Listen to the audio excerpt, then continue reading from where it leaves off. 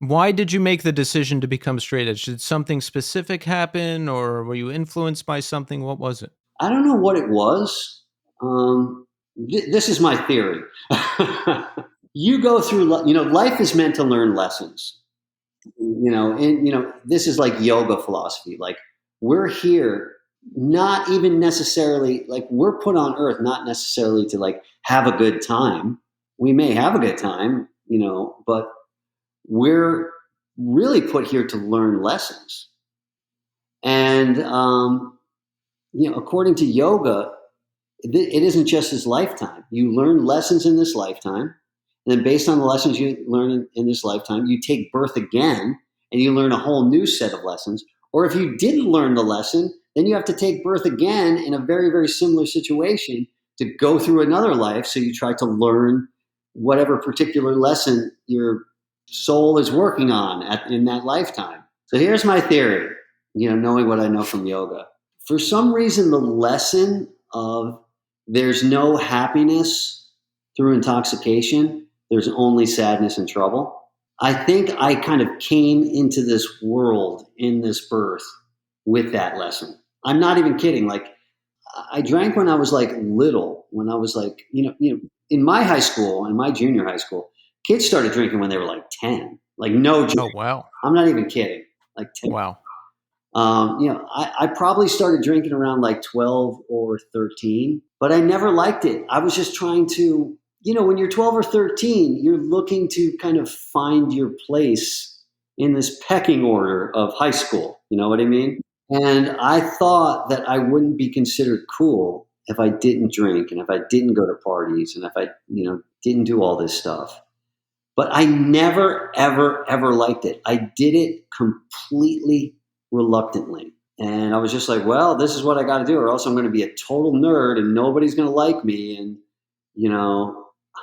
when you're a kid, those are the things that are important. You want to find your tribe. You want to be liked by other people. So with that, with those naive intentions, I started partying and drinking, and I didn't like it. I didn't like the feeling of being drunk. I didn't like being hungover. I knew it was poisoning my body. I knew it was wrecking my brain and wrecking my liver, and I didn't want that. And I always had this idea in my mind that I'm just going to give this stuff up. This is ridiculous. Like, why do I want to go out and feel peer pressure to pour a bunch of whiskey down my throat? And then the next morning, I'm just like throwing up all morning and I'm hungover for the whole weekend. I was like, this is just dumb. That's smart because I didn't like it either, but I kept going until I needed it. Yeah, a lot of people do that.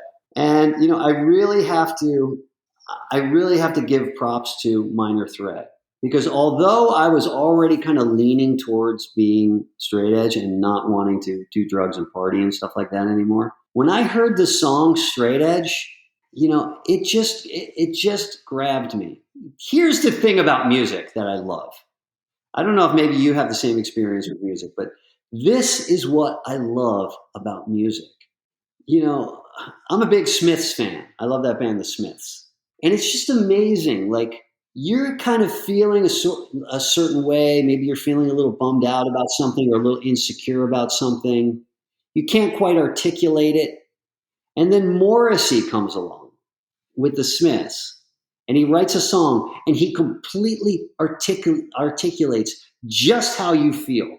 And then you listen to that song and you identify with so much and you just think, you feel good. You feel like there's another person out in the world that feels exactly the same way that I do. Like it gives you some like a sense of camaraderie and that you're not alone, and it kind of validates the way that you feel.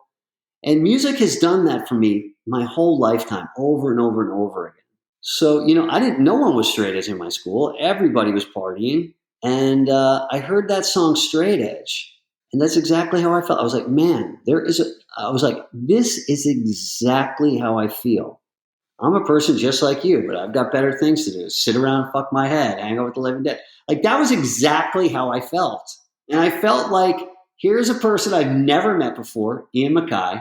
He felt the exact same way and he sang about it. And now I'm hearing it and it's striking such a chord in my heart. And that's really the magic of music. You know, when you can, when something really touches your heart like that, it really strikes a chord in you.